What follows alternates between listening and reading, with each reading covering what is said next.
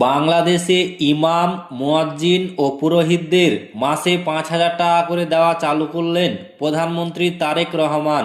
তো ফ্রেন্ডস, আপনি সেই টাকা কিভাবে পাবেন এই ভিডিওতে আপনাদের বিস্তারিতভাবে জানিয়ে দেব। অবশ্যই ভিডিওটি শেষ পর্যন্ত দেখবেন। তার আগে আপনাদের কাছে ছোট্ট একটি রিকোয়েস্ট করছি, আপনি যদি আমাদের এই চ্যানেলটিকে এখনও পর্যন্ত সাবস্ক্রাইব করে না থাকেন তবে এইরকমই নতুন নতুন ভিডিও সবার আগে দেখার জন্য অবশ্যই সাবস্ক্রাইব করে নেবেন। দেশের ধর্মীয় সম্প্রীতি ও সামাজিক নিরাপত্তার এক অনন্য মাইল ফলক হিসাবে ইমাম, মুয়াজ্জিন এবং বিভিন্ন ধর্মীয় নেতাদের সরকারি সম্মানী প্রদান কার্যক্রমের উদ্বোধন করেছেন তারেক রহমান। শনিবার 14 মার্চ সকালে রাজধানীর ওসমানী সিটি মিলনায়তনে তিনি এই কার্যক্রমের উদ্বোধন করেন।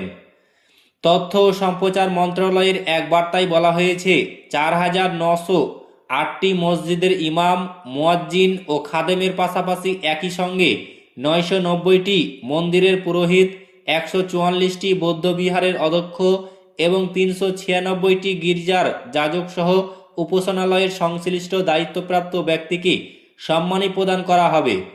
জনপ্রশাসন মন্ত্রণালয় সূত্রে জানা গিয়েছে, পাইলট প্রকল্পের আওতায় প্রতিটি মসজিদের জন্য 10,000 টাকা করে নির্ধারণ করা হয়েছে, যা থেকে ইমাম 5,000 টাকা, মুয়াজ্জিন 3,000 টাকা এবং খাদেম 2,000 টাকা করে পাবেন। আর প্রতিটি মন্দিরের জন্য থাকছে 8,000 টাকা, যার থেকে পুরোহিত 5,000 টাকা এবং সেবায়িত 3,000 টাকা করে পাবেন। এছাড়া প্রতিটি বৌদ্ধ বিহারের জন্য থাকছে 8,000 টাকা, যা বিহার অধ্যক্ষ 5,000 টাকা এবং উপাধ্যক্ষ 3,000 টাকা করে পাবেন।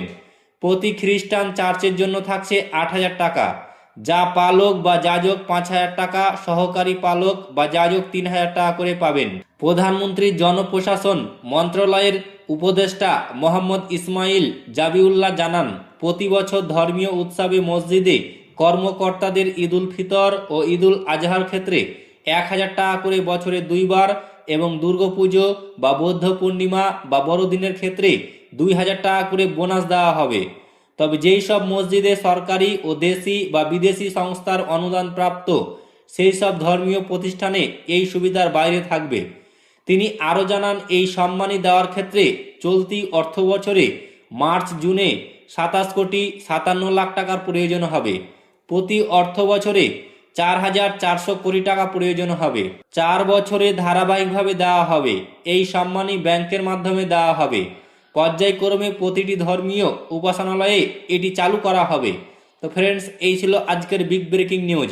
ভিডিওটি ভালো লাগলে লাইক করবেন, শেয়ার করবেন এবং চ্যানেলটিকে অতি অবশ্যই সাবস্ক্রাইব করবেন।